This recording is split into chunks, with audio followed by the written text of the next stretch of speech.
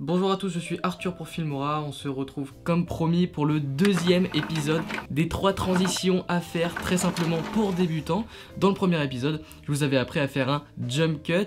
Si vous ne l'avez pas encore vu, je vous invite à aller checker ça sur la chaîne de Filmora France. Dans cette vidéo, je vous apprenais une transition qui vous permettait de passer d'un lieu à un autre. Et aujourd'hui, on va avoir une transition qui est tout autre. Au contraire, ce n'est pas le lieu qui va changer, mais c'est vous. C'est une transition parfaite pour passer d'un contexte à un autre. Mais écoutez, je vais vous illustrer ça assez simplement. Là, par exemple, vous voyez que je suis en tenue assez décontractée. Cet après-midi, je dois me rendre en ville. On va essayer ensemble de se mettre un peu plus présentable.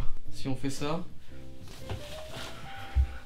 Ah, vous voyez, c'est plutôt efficace. C'est pas mal, j'y penserai plus souvent pour me changer ça. Voilà, je pense que vous avez à peu près saisi l'idée. C'est une transition qui est assez originale, assez simple à reproduire. Il suffit juste d'avoir un petit coup de caméra et puis un minimum de montage. Mais on va voir ça ensemble. Par contre, pour le coup, je dois vraiment aller en ville.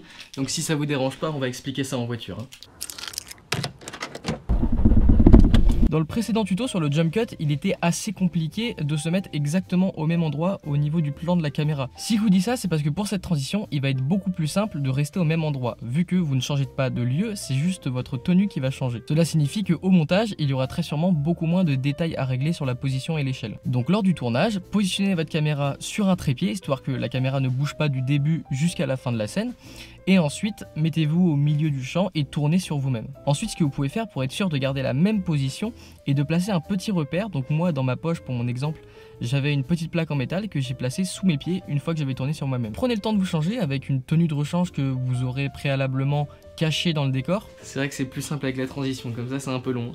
Et une fois que c'est fait, remettez-vous au-dessus de votre repère et retournez sur vous-même. Maintenant, vous pouvez continuer la vidéo comme si de rien n'était et on va passer au montage. Ouvrez le logiciel de montage Filmora sur votre ordinateur et importez votre rush. Placez la vidéo dans votre timeline et placez-vous au moment où vous tournez sur vous-même une première fois. Coupez le moment où vous êtes à peu près à un demi-tour. Ensuite, placez-vous au moment où vous tournez sur vous-même une deuxième fois et coupez encore une fois le moment où vous êtes à un demi-tour.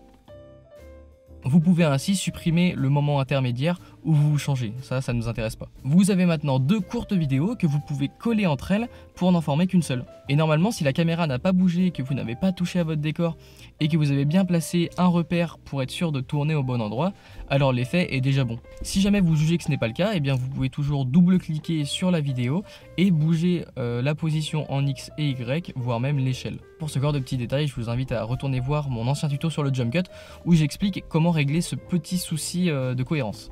Je vous remercie de m'avoir suivi dans cette deuxième partie des 3 transitions pour débutants à faire avec Filmora. On se retrouve très prochainement pour le dernier épisode de cette mini-série. En attendant, portez-vous bien et n'hésitez pas à me dire en commentaire ce que vous en avez pensé ou si vous avez d'autres idées pour de futurs potentiels tutos. A très vite.